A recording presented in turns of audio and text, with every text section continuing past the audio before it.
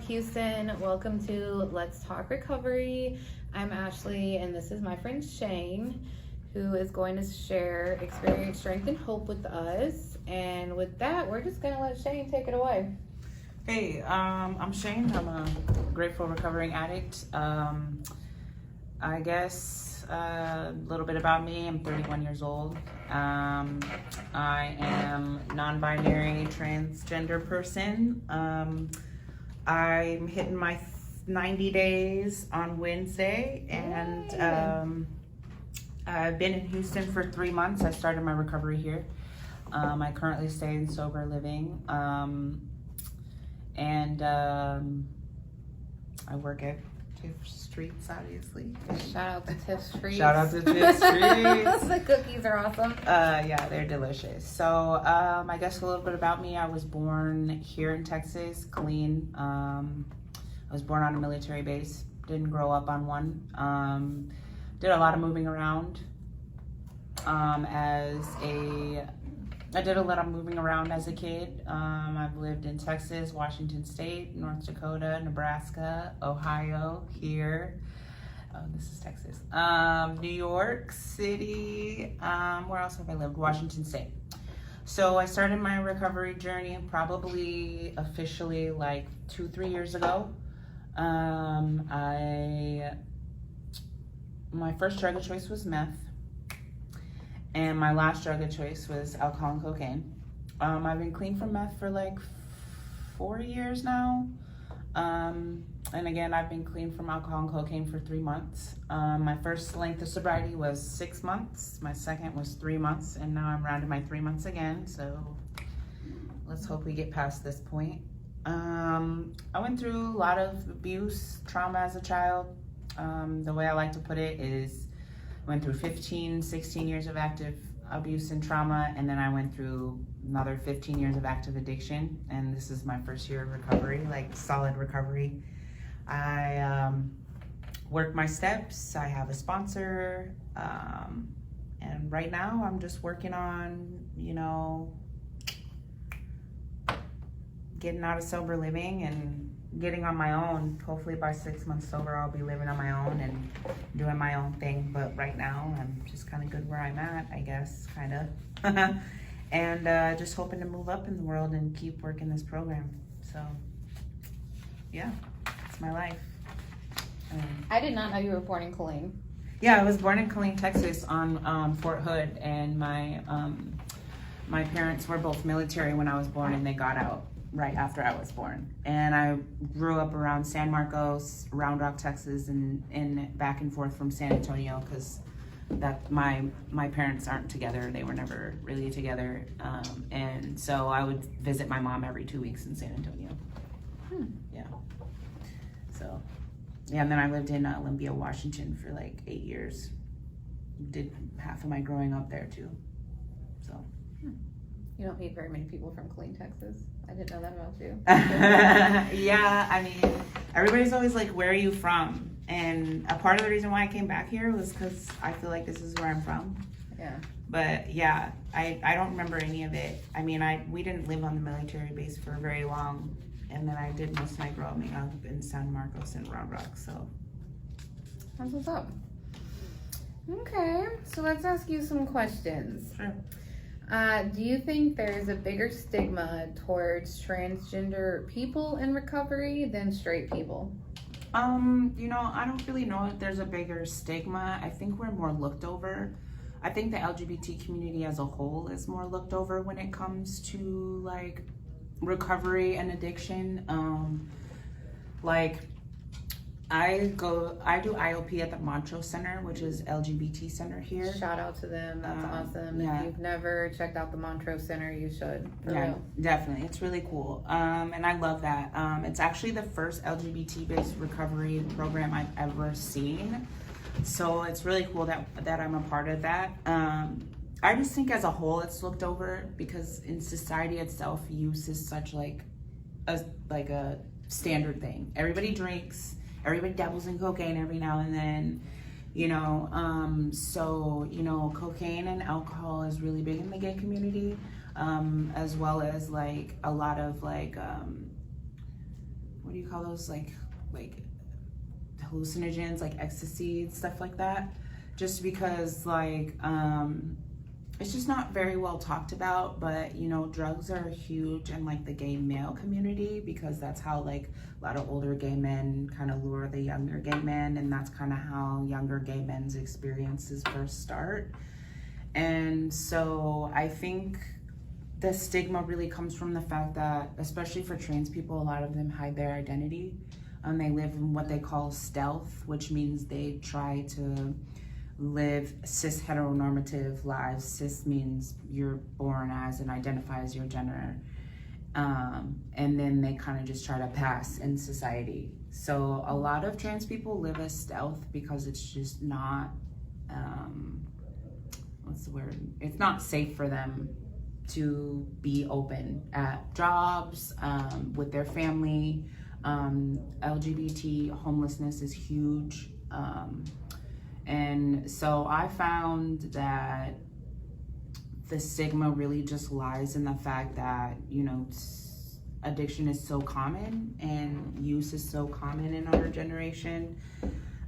It just comes from like people not knowing or understanding. Yeah. I think especially with like people of color, Black, you know, Native, Indigenous people, I think there's a huge stigma there, especially in the LGBT community, because little do people know the LGBT community is not very accepted in the Black community, especially for Black men being gay. So, you know, and then also a lot of people don't know that crack was actually introduced to the Black neighborhoods by the government to basically kill them off, because it was illegal to kill Black and brown people. So they introduced crack into basically lower income, poverty neighborhoods to kind of kill them off. And then Black people are like, actually, we're going to use this to stimulate our own type of economy. So while a lot of people were addicted to crack, like a lot of the bigger like drug lords and stuff use the money to give back to their neighborhoods. So yeah, so I think that it's more so just something that's overlooked rather than like, oh my God, you know what I mean? I think addiction itself has a stigma over it that needs to be, I definitely think that's a thing, just completely abolished as is. So I think it's more overlooked than anything. I think that's a thing. So do you feel like you are judged because people don't understand? Yeah, I think that me. Well, because we were talking in the car, right? Like, yeah, meetings. Oh yeah, meetings are really hard. You don't know which meeting to go to because people don't understand. They don't understand. Yeah, and being non-binary, which basically is under the umbrella of being trans. So like you have trans male, trans female. So trans male is female to male, and then trans female is male to female, and then you have non-binary people who either are more like gender fluid and kind of switch between the binary, or non-binary people who don't really fall into the binary at all. And so me, I consider myself to be more of a non-binary person that doesn't try to fit into the binary at all. But I also use the title transmasculine to describe myself, because in order for me to fit into society appropriately, I like to present more as male. So I take hormones to make myself look more masculine. But when it comes down to it, I don't really like to identify as any gender at all. So my pronouns are actually they, them. But people just can't really seem to grasp that concept, what it's like to like kind of be in between and not really give a shit. Because I think, like spiritually, I just think that we're all both. Like even men have like feminine features or feminine qualities about them that most of them don't touch because of toxic masculinity. And then even, you know, women have masculine qualities that they can't touch or don't really embark on because of, again, toxic masculinity and the idea that women are supposed to be meh and men are supposed to be like this, you know. So gender roles play a huge part in society as a whole. So it just can be really difficult sometimes trying to maneuver through life when you're like, I don't care to be any gender, but because of the way society sees me And because of the way society sees men and women as a whole, I have a really hard time adjusting. And most people are like, well, what does that mean? Or, so what are you, a girl or a boy? And I'm like, like, I'm not, and what does it matter? Like, so overall, like, I just want people to see me, as Shane. That's it. Not girl, not boy, not whatever. But because I live in a working society, you know, I have to fit in some type of way. Yeah. Otherwise, I would fucking lose my shit. So. Do you feel like you have the support of your family? Has your family been supportive through your sober journey this time? No. So, my dad like fell off the face of the earth like 2 years ago. But I think he would be generally supportive if I knew where the fuck he was. I think he's going through his own transgressions right now because he's who I grew up with. He was very abusive growing up. And so I think he's dealing with a lot of his own shit right now. But my mom, who is gay, by the way, does not support me being trans. She's from a very conservative home. Like, I grew up watching her hide her identity most of my life. So at a very young age, I knew she was gay. And she used to tell me that when I was younger, I would just like go around and be like, hey, my mom's gay. Because I just like didn't know, you know, I was a kid, you know, I'm just like a little kid. I'm just like, whatever, hey, everybody should know this. I'm so proud, you know, but, you know, she grew up in a conservative home. So they were like not supportive of her at all. So I think that first of all, she's very stubborn as a human being. And I think she just has like a stigmatized opinion. And I also think it has to do with the fact that she didn't know me very well as her daughter. And we were kind of building a relationship that I wouldn't necessarily say was healthy by any means, but it was as healthy as it could be for what we were. And I think she might be a little angry, you know, or sad because she might feel like I took something from her. Like, I've lied to her, I've stolen from her, and I told her this too. I was like, Mom, I've stolen from you, you've forgiven me. I've lied to you, you've forgiven me. Like, I've yelled at you, like I've been a piece of shit, and you've forgiven me, but you can't move past me living in my own identity. And I think she was just so comfortable with me being this androgynous, open, lesbian female that she didn't get to express. She could live vicariously through me. And then all of a sudden I was like, actually, Mom, I'm a boy. And then now I'm just like, whatever. And so, yeah, they don't really know. And they don't really understand either. Like, my mom doesn't really understand the world of addiction. Like, when I was using meth, she knew I was on other drugs, but she just never said anything. She's just like, you need to stop doing that shit. And I'm like, okay, Mom. Just stop. Okay, Mom, I'll just stop picking up meth pies. You're right. My grandma, why do you keep doing this? Just stop. I'm like, yeah, but my dad is because I can't help it. I'm an addict. Like, yeah, I no, don't do this for the fun of it. And at the time, I didn't even know what an addict was. Life. So, but my dad is actually a correctional officer, so he kind of does understand the world of addiction. But he also is just so like stern. He's just like, well, you just have this. He's also kind of has that you have to stop mentality. But I was going to move to Washington a few years ago, and he wouldn't let me stay in his house, and he tried to force me into sober living. And at the time, I was in denial. And I'm like, I don't need no fucking sober living. But now I'm like, Dad, hey, guess where I am? In sober living. Okay, thanks. Oh, goodness. So what are the benefits or things you feel have benefited you inside of your recovery process? Like, what are some of the benefits Of being in recovery? Yeah, being in recovery.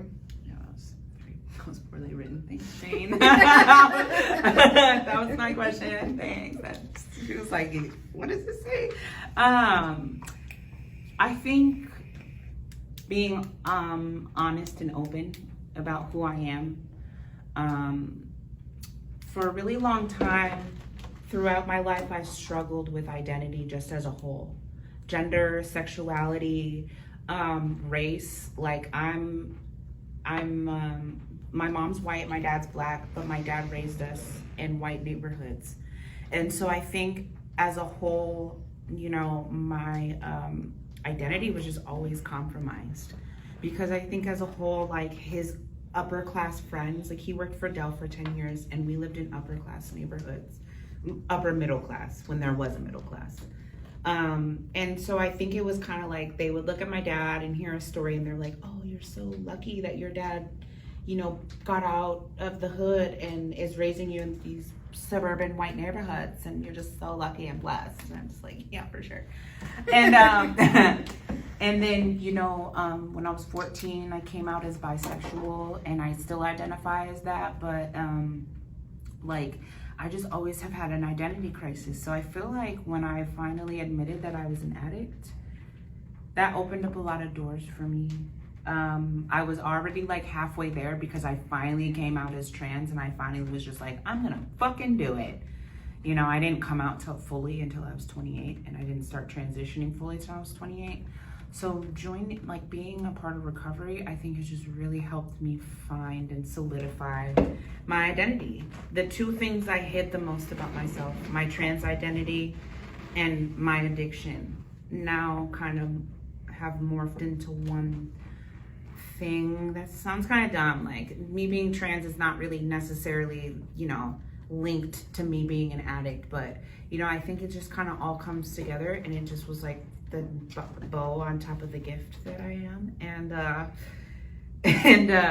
it just helped me so much to be more open, and to live my life more openly. And now I can just be like, I'm in recovery, I live in sober living, I work my steps, I'm 90 days sober, I'm trans, I'm this, I'm that, and I can just say that more freely. So I think it's just given me a power of honesty and openness that I didn't quite have before. Did you start using because of your sexual identity? No, I started issues? using because my dad was a piece of shit, and he made me feel like shit my entire life, and I just felt like shit.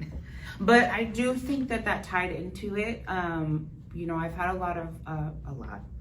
Okay, let's not lie. A lot. I've had a lot of therapists, a few therapists in the last few years, like once I started getting into gender identity and stuff, tell me that I probably always dealt with gender dysphoria. I can remember my first trans experience being like 4 or 5 years old. My dad put me in this green dress, and I fucking hated it. I was so angry, I was so upset, and he just I didn't follow the norms of being a girl, and I didn't want to. But it was more than just being like, oh, I want to go play in the dirt. It was just like, I don't feel like I should be wearing this. I don't feel like this is who I am. And my dad would just, be like, you better fucking wear that. You're gonna wear that dress. Yeah, and so I think it did kind of tie into it, but I wouldn't say that was, because I feel like as a young child, it was something I just put aside because I was going through so much already.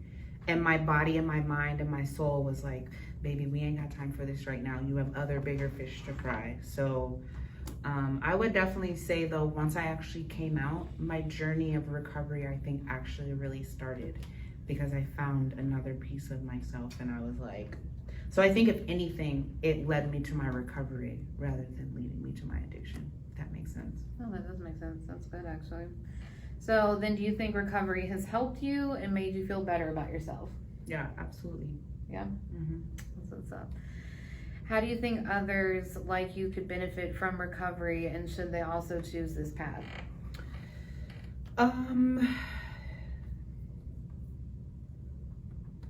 I mean, as a person of color and somebody who's part of the LGBT community, I think it would be really beneficial to choose any path of recovery. We talked about this being something that's about all walks of recovery. Mm-hmm. So, I mean, I'm not just a drug addict. I also have self-harmed. I also have a lot of, again, I use that fucking word, but I also have quite a few mental illnesses as well, PTSD that ties into borderline personality and bipolar tendencies. But PTSD as a whole, gender dysphoria, anxiety. I've had depression my entire life. I just think if you're struggling, especially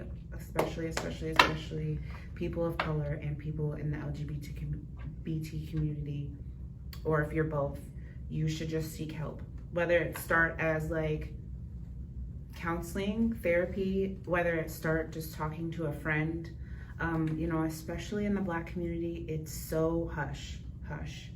Like, you know, I see this TikTok all the time, and it's like, you know, when you were, as a Black person, when you were a kid and you're like, yeah, I'm kind of depressed, and they're just like, well, you better go depress them dishes.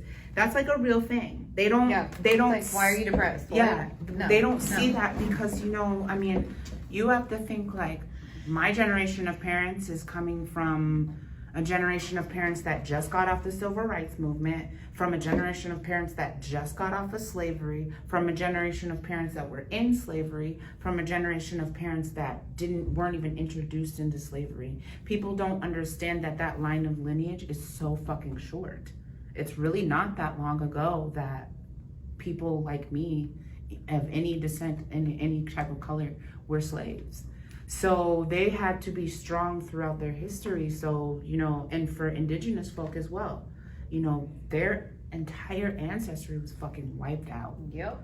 So you have a lineage of people that were shoved into low poverty, low income communities, whether indigenous, Black, whatever, and had to be strong. They had to survive. They didn't have a fucking choice. No. So mental health is not something that's well talked about, especially in the Black community. Now, I've learned that in indigenous communities it is, because they're very spiritual people, but sometimes it's not. My baby father is indigenous, and he's a fucking drunk. Yeah, and that's actually, so my family line on my dad's side is all card-carrying Cherokee Indians or whatever, like straight out of Oklahoma. And people don't understand, like, there's all these people living on these reservations, right, that have really, really bad, like, poverty and alcohol problems. Oh, like, yeah. So bad. I lived on a reservation for, like, 30 days, and it was, first of all, the worst 30 days of my life, because his family treated me like shit. Nothing to do with the reservation, but their entire structure and view of, like, living is this odd, obscured vision of what they truly stood for when they owned this fucking land, which they still do, by the way, and what society and what colonization has taught them. And there is, like, this very extremely fine line that you could draw between their culture and between the culture that was imposed on them. And the same thing goes for the Black community. You know, this culture that they have of, you know, spirituality, they lost all of that. You know, like, I was just talking to Jen last night about how it's bad luck to sweep a Black person's feet, and people are like, well, why is that racist? Why is it bad luck? Because brooms are very spiritual to the African culture. They used to jump the broom to wed back in slavery days because they legally could not get married. So when they fell in love with each other on the plantation, their form of getting married was having this spiritual celebration, having this broom. They would hold hands and they would jump over that. How powerful is that? A broom. So, like, when you would see them sweeping off their porches, like dirt porches, it's not because they're trying to clean it, it's because they're trying to clean spiritual energies from that. And so the broom traces back to, like, lineage of ancestry, you know, and just simple things like that people, like, you know, they don't think about. They just don't know. What do you think the hardest part of recovery is for you? I got this shit. Yeah, that's pretty much how I feel. I think staying sober sometimes gets really hard, because I'm a social person. So the social aspect of drinking and using is bigger for me almost than the addiction itself.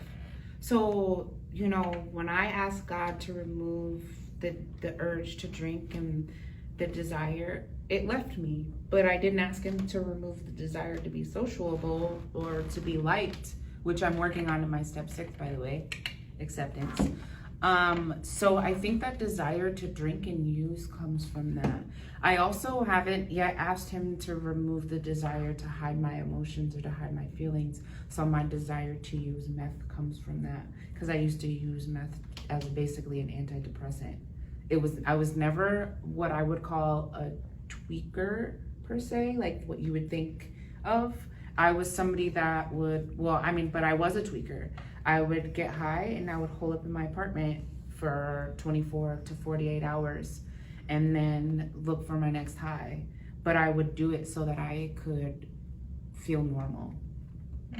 So I think the hardest part of recovery is just like fighting those urges to not want to go out and fucking have a drink. Like, I know how to be social, but sometimes, you know, you forget, like, oh yeah, having friends doesn't involve doing drugs all the time. Or hanging out at the bar. And sometimes too, I think having to just completely change my entire life.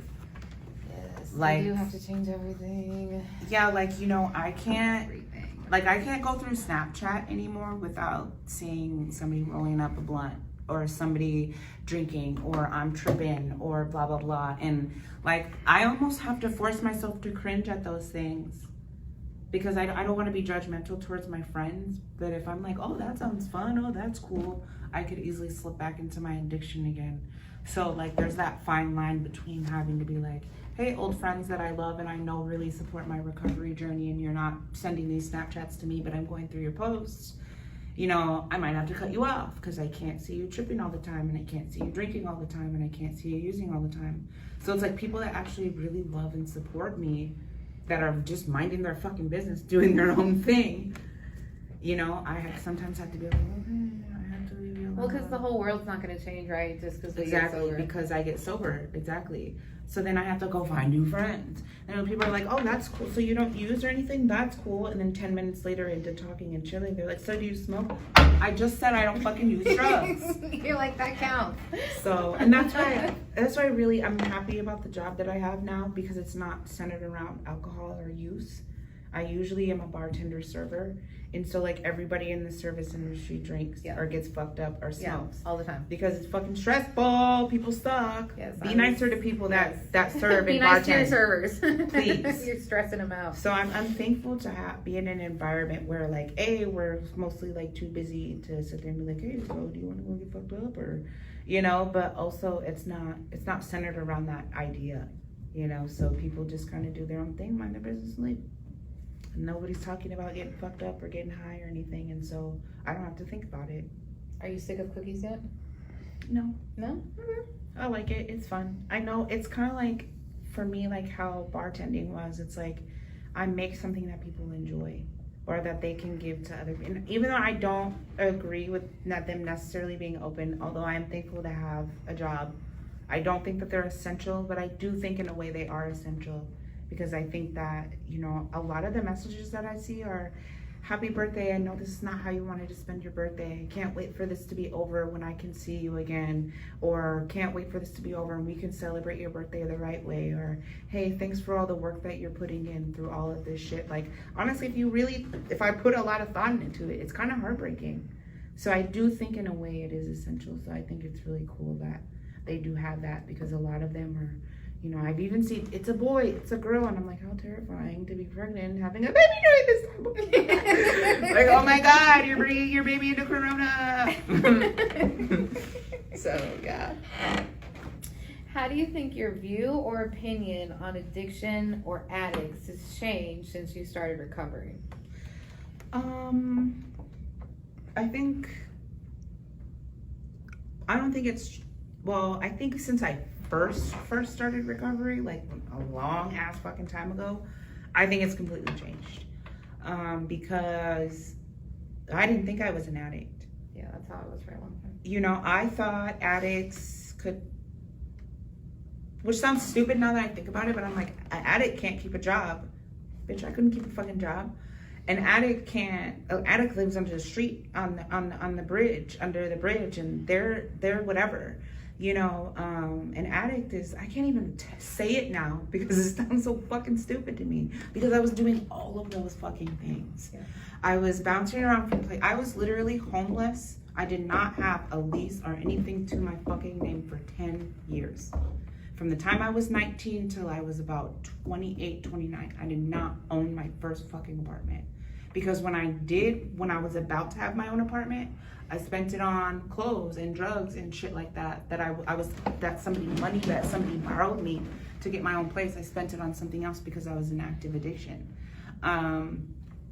I was literally homeless, from homeless shelters to couches to basically living off of partners, having partners just to have someplace to live.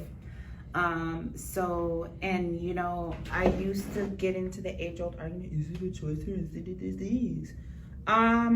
It's neither. For me personally, I don't think addiction is, I mean, I think that it causes imbalances in your brain, and like obviously your mind can change under chemicals, but I truly believe that addiction is a symptom. I think it's a symptom of society as a whole, and I think it's a symptom of trauma and abuse, but I just think as a whole, like, it's a symptom of capitalism, and it's a symptom of the way that, and colonization, because we live in a civilization that says work, work, work, work, and do, and live, and don't think about the consequences of your actions. Don't think about, you know, when you're working 25, you know, hours a day and you have 3 kids at home, don't think about how that's affecting them, because if you don't work 25 hours a day, even though there's only 24 hours, you're not going to be able to pay your bills. You know, don't think about the trauma and abuse that you went through. Just drink it away. Go to the bar with your friends, have a drink, you know, get fucked up, you know, like I said, you know, work hard, play hard, right? Exactly. You know, drugs being introduced into low poverty neighborhoods. You know, like when you see an article in the news, it's like, oh, well, Brittany so-and-so, some white chick got fucked up at a party. But, you know, the black dude got fucked up at the crack house. You know, it's the same thing. The girl that was getting cocaine at their dealer's house was going to a trap house, just like it's just a high class one. You know what I mean? So I think it's a symptom of society. And so I think for me, it just, getting into recovery and meeting so many different people had really changed my life and changed how I viewed it as a whole. Because, I mean, like we were talking about earlier, recovery isn't just drugs and alcohol. It's not. There's just so... And recovery is just not using, right? No. Like, that's not what it is. Okay, you're just not using. Okay, great. Good for you. Congratulations. You know what I mean? For me, recovery is about not using and changing my thought process and my behaviors and how I react to things. Because I have met people that have multiple years of sobriety and are these hateful, mean, spiteful, mean people, egotistical people, assholes. And I'm like, why? You're fucking miserable. Yeah. You know what I mean? Sure. Like that is not what recovery is. You're just not getting fucked up anymore. Nope. Which you'd probably be a lot nicer if you were getting fucked up. Honestly, you know what I mean? Like, yeah, actually, yeah. You know what I mean? If you were drinking, you probably would be a lot nicer than you are right now. Like, that is not recovery, just not using. Whatever. I'm good. I haven't shot heroin in 3 years. I've actually heard people be like, yeah, well, since I'm not using anymore, like, I don't have to be a good person. I just have to not use. And I'm like, what the fuck? Okay, you know what? Do whatever you do. Yeah, perfect. Love that for you. Do you think there could be more resources for people available to recovering addicts? Like, do you think we have enough resources for addicts, or do you think there should be more? I think there should be a bigger variety of resources. I think, first of all, we need to change the system of recovery for everyone as a whole. Mental illness, eating disorders, self-harm, drugs, alcohol, gambling. There need to be, first of all, more easily accessible services. You know, I love AA, but I think as positive as Anonymity? Yeah. As positive as being anonymous in a recovery program can be, it can also be equally as dangerous, because you always have an outsource or an outlet for people that are looking for that. You know, especially because some people wear the anonymous thing like a cloak. Yeah. You know, and so they can hide, they're still hiding behind their addiction. But I understand, you know, the rules, regulations, whatever, but I want to scream it from the rooftops. Like, I have worked this program. This program didn't work me. I worked this program and it fucking helped me. And I want it to help you too. And you plant that seed into somebody's head. But even when it comes to like rehabilitation centers, sober living places, all those places are about fucking money. They're very expensive. I know this just from like, I'll use my sister as an example. She's really struggled with like getting sober. She is sober right now, praise Jesus. But there are not options for people that like don't have insurance. Or have her insurance. Like she is on Social Security, right? So she has Medicaid and Medicare. And there are absolutely no treatment centers in the state of Texas that will take that. They will take her insurance. And they'll be like, okay, so what do you do? They'll be like, we'll work with it, which basically means you're going to cover most of the expenses, and the Medicaid will probably cover a bed sheet. Yeah, because she doesn't have just thousands and thousands and thousands of dollars to be spending on. Oh my God! First of all, the healthcare system, it's really hard for her to find places. Yeah, the healthcare system here as a whole is garbage, and so like we should have free healthcare for one, whatever. Don't put me on my soapbox, but and I also think that we need to not segregate but compartmentalize addiction and recovery treatment as well. Like for instance, Macho Center, like the guy when he did my intake, he was like, we fight really hard to kind of keep this a thing because they want our grants and stuff want us to open up to other people, but a lot of people don't understand. Like we're very open about sexuality, we're very open about a lot of these things. I think they should be able to have their own separate place. Exactly, and they do, but they fight really hard for that because they're like, we'll open it up to everybody. No, because I'm sorry, but you can't have some completely straight cis person come in and be like, what the fuck is this freak show? Yeah. Because they're not going to understand. Right, exactly. The cis heteronormative is just like, oh, well, we're just this or that. And it's like, no. And then also people of color need their own spaces to heal, like in general. So, really my goal is I really want to create a space for people of color and LGBT people of color that is just for them. Not to say you can't come, but what I'm saying is when you walk into that room, although you have indigenous whatever, what is that called, ancestry, you're a white person, you're a white passing person. You pass off as white no matter what. Nobody says, hey, are you? No, you're white. I'm white. So I look white, very white. Exactly. I'm like the lightest skinned person in my whole family. So when you walk into that space, you have to know that space is not for here. You are a guest. Yeah. So you have to be able to sit down, be quiet, and listen. You know what I'm saying? And you could say whatever. We'll welcome everybody, but you have to understand that that's not your space, and this is our space, and this is where we come to heal. Now, if you want to come to be educated, perfect. That's great. But the moment you start white-splaining everything and mansplaining everything and doing all this extra shit, you gotta go, because I feel like everybody deserves their own place to heal. Everybody. I mean, white people need to heal too. It's not just people of color. Because there is a lot of ancestral damage that has been caused for you, and you can walk into a certain neighborhood and they'll automatically exile your ass just for being white. Mm-hmm.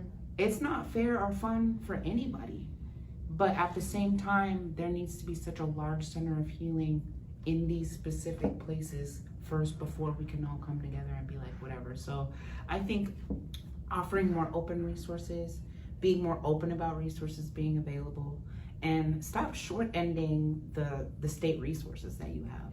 Just because it's a state-funded IOP doesn't mean you should be out of some flimsy-ass fucking book or whatever. You know what I mean? And just make it more accessible and available for everybody. Have multiple places. The state-funded IOP for parolees is a joke. It's garbage. It's a joke. The first IOP I went to was state-funded, and it was a blessing because I learned a lot of stuff because I went in there not knowing anything, but no. So what's your favorite thing about recovery, and what has been your least favorite thing about recovery?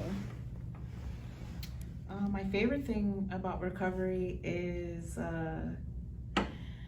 this is a true cameraman over here. I know, right? My favorite thing about recovery is just getting to know new people, meeting new people, and honestly sharing my story and being able to talk to people. I've always been a transformative person. I consider myself to be like a butterfly. Like I've constantly always grown through different stages. And anybody that actually knows me, like that has known me for years, will tell you a very different story, but a very similar story. But all they'll talk about is transformation, you know. And so I really love being able to give that to people. But my least favorite thing about it is really just the judgment, the bullshit that kind of comes behind it. Like, we're not free of judgment within ourselves. We already get it from the outside world. Shut the fuck up. You know, when you get, like, for instance, I love that there's a young people AA, but when you get a young people AA, it almost becomes like a high school thing again. You know, and then, you know, everybody's talking behind everybody's back, and everybody's talking shit. Right, clicky.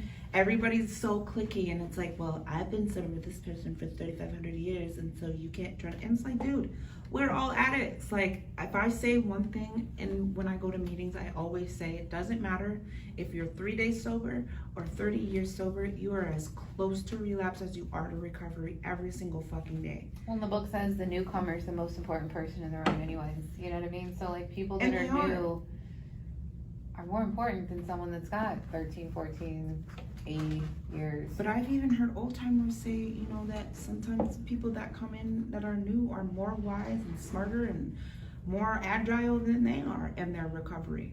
You've got this down after 3 months, and it took me 15 years and I still ain't got it together. You know what I mean? Mm-hmm. So it's like, I feel like we're all important in some way, but the newcomer is especially important. And we have to learn as addicts to, I feel like every single addict on their 6th and 7th step should be asking God to remove ego and judgment. Every single fucking addict, no matter who you are. Yeah. If you're really doing a thorough inventory, ego and judgmental and self-centeredness should be the first things that you're asking God to remove from you, because we all suffer and struggle from that. So that would be like my least favorite part. Okay. So if you continue doing everything you've been doing, where do you see yourself in a month from now? Where would you like to be in a month from now? A month from now, I'd like to be done with my steps and like on step 4 with one of my first sponsees. I'm really nervous and excited about that, but I have a fucking amazing sponsor and he's taught me so much. I'd also like to see myself in a different living space, whether it be a more like open, like sober living that's not so structured, but or, you know, working towards my own and having my own place. That'd be really great. And I'd like to see myself be 4 months sober, that's for sure. Yeah. Okay. You'll get there. Where do you think you'd be now had you not started this journey? Like, if you 3 months ago had not made the decision to be like, okay, I need to get some help, like, I need to get my shit together, where do you think you'd be right now? I really think I'd be on the streets. I think I would be back on meth. I think I would be in a really fucked up spot. My reason for starting this journey this time and coming out here was I was working for a company that I enjoyed. I thought I was going to move up in that company, and I did move up very quickly, but when it came to me needing emotional support and needing help in my sobriety, I just kind of got thrown on my ass. And I really realized that nobody give a shit about you if you don't give a shit about you.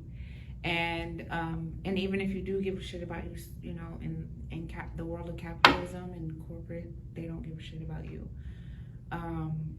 So, you know, I basically lost my job. I wasn't allowed to go back to another job I had that I thought I was in good standing with. I was in a really shitty place. I had went out to Oklahoma City to get clean, and I ended up being worse off than I was. And I really think I would just be very homeless right now, back to bouncing around from place to place, and I definitely think I would be smoking meth again, honestly. Do you think others' opinions of you have changed since you've been in recovery? Like your old friends, right? People that knew you when you were using, have they noticed a change in you? Like, are they supportive of you, or are they just like, yeah, whatever?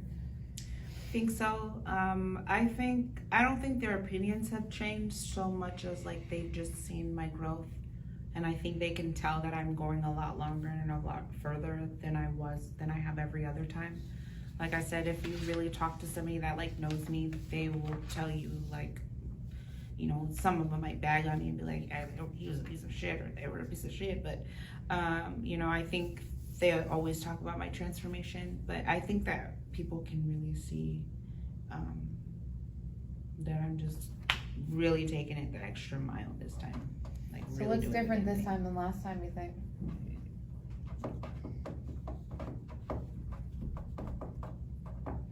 I always have a hard time asking that question or answering that question, because the last time I was not afraid to relapse, and I thought I had it, and I thought I was going to do the damn thing, and then I just very quickly relapsed. And I think this time I keep that, not fear in my heart, but I keep that in my heart to know. And I really think that I just wanted to grow really bad. I really hated myself for a really long time, and I think I just wanted to grow through that finally, because I was tired of hating myself. I was tired of people telling me how great I was, and I didn't listen. I couldn't see it. I couldn't feel it. I was tired of looking in the mirror and not understanding who I was, what I was going through, what was going on. I was tired of blaming my mom and my dad, you know, even though I really stopped doing that a long time ago, but I was just tired of it being their fault. And I was tired of carrying all of these fucking burdens. You know, my dad beat the shit out of me. He talked shit to me, said mean, nasty things to me throughout my life. You know, my mom rejected me, you know, when I needed her the most. You know, I've been sexually assaulted. I have been abusive. You know, I was tired of carrying all that around. And I really just wanted to be a different person. I wanted to transform and be, for the first time, what everybody thought I was. Which is a good, kind, caring, considerate, honest, open person. And I wanted to be able to see that within myself. And I don't think every time I ever got sober, it was because me and my ex were doing meth together, or it was because I wanted to prove people wrong, or it was because I wanted to prove somebody right, or it was because I wanted to prove something. But this time I really just wanted to be myself. And I didn't think I was going to do that if I kept using it. That's good. So if you could say anything to someone struggling with recovery and their sexual identity, what would you say?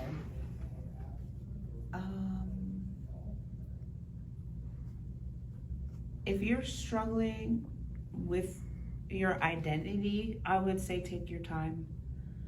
Don't rush yourself, you know, don't push yourself in a position where you could possibly hurt yourself, and put yourself in a bad spot. If you don't have support outside of where you're looking for support, don't go for it yet. Try to build a support system outside of whatever support you think you have.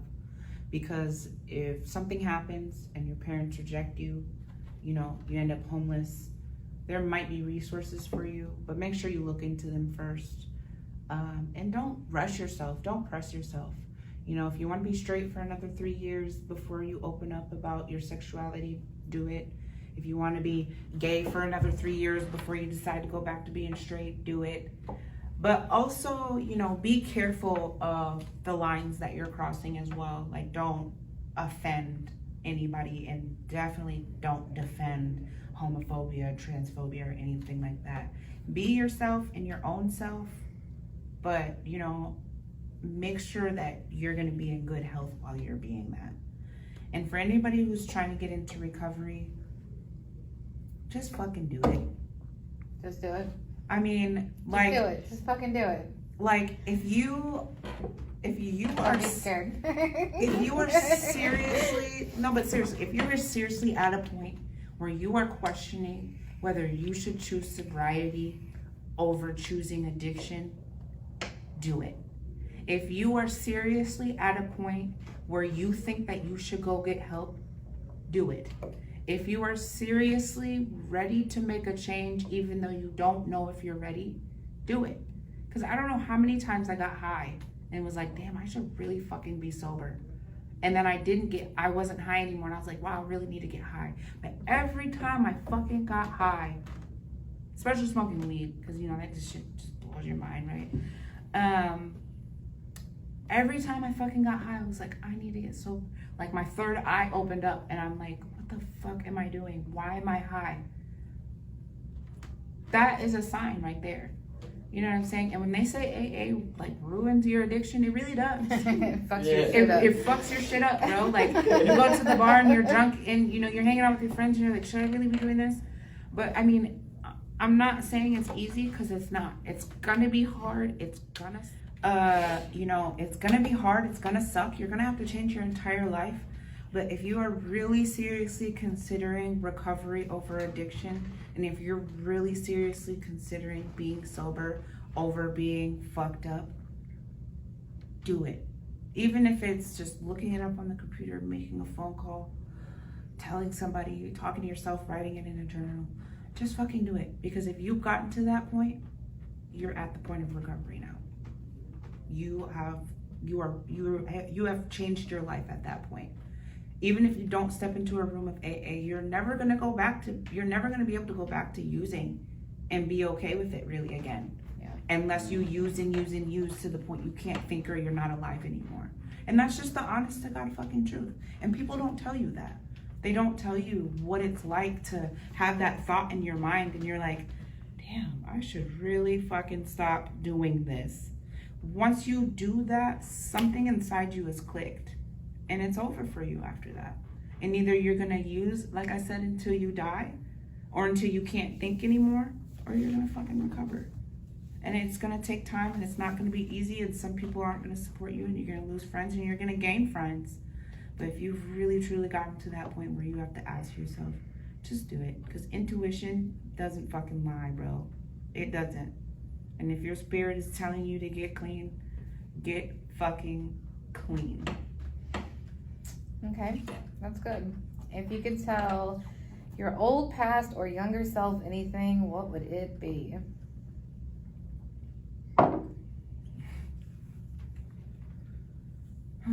Don't do drugs, no. You know, honestly, I would really just try to break down and just tell them, you know what? Just hold on, man. Like, you didn't do anything to deserve this. You didn't, you might be physically, hurting yourself, but like metaphysically, spiritually, you didn't do anything to deserve this, You're not wrong for what you're doing, and I don't want to say I wouldn't say necessarily like your addiction is not your problem, but in a way it's not your problem. It's something that was brought onto you because of things that you've been through. So just stick it out until you can't stick it out anymore. And when you finally get to that point that you're done fucking sticking it out, move on and keep going. Because as much as you hate to fucking hear it, and as much as you hate that cliche shit, dude, it gets better. And you get to a good place in your life. And then you keep going and you get to an even better place. And sometimes it sucks, but you deserve better than what you're going through and what you've been through. And no matter what, just keep your head up and keep on shining. Because people are gonna see you, and one day, eventually, you're gonna see yourself. That's what's up. So anything else you want to share with us? This was good. Bye, kids. No, this is really cool. I'm excited for this. I really hope that, anybody that's struggling with their recovery or just struggling in general gets the help that they need. 211 is a great resource that will help you at least find some places. But I really hope that anybody that's struggling right now, especially during this COVID thing and with isolation and everything, I really hope they just get some kind of help that they need. And you know, I just want to say it's not your fault. You know, like, it's up to you to take control of your life, but it's not your fault you live in a fucked up society that promotes drinking and drug use. It's not your fault that your parents abused you. It's not your fault that your partner was a piece of shit. It's not your fault that you're stuck in the house right now. It's, you know, besides you probably stealing, mobbing, and robbing your job, it's probably not your fault that you lost your job either. You know, there are a lot of things that are out of control in your life, but probably the best thing I've gotten out of AA is, God, grant me the serenity to accept the things I cannot change, give me courage to change the things I can, and give me the wisdom to know the difference. And that courage to change the things that you can change is what's really gonna fucking get you through. I mean, 2 weeks ago, I was depressed as fuck. I broke down and cried in front of Jen, and I don't fucking do that shit, okay? And I just like broke down because I found out we were gonna be closed. My job was gonna be closed for another month, and I didn't know what to do. I was completely powerless over my life and over my addiction of needing to have something. And then, you know, I spent 2 weeks applying for jobs. I looked at finally found one I wanted, applied for it, hoped for it, heard back from it. And, you know, now I'm finally on my 6th step. You know, all I do is fucking work. But, you know, I'm happy where I'm at now. Because I get up, I make breakfast, I make my lunch, I go to work, I come home, I cook for the girls. I go to my IOP, I go to a meeting, and I can go to bed at night knowing that I fulfilled some type of purpose today. So just keep holding on, man. Like, that's all you can do. Even if you're holding on by the fucking hair on your chinny chin chin. Like, I got one chin hair, bro. And sometimes I really be holding on by that shit. If you're hanging on by a thread, your pinky, whatever, just keep on, because you're gonna get there eventually. That's what's up. Thank you, Shane, for sharing with us. And a shout out to Transformation Enzymes for letting us use the space. And that's it for today, peeps. Bye. Deuces.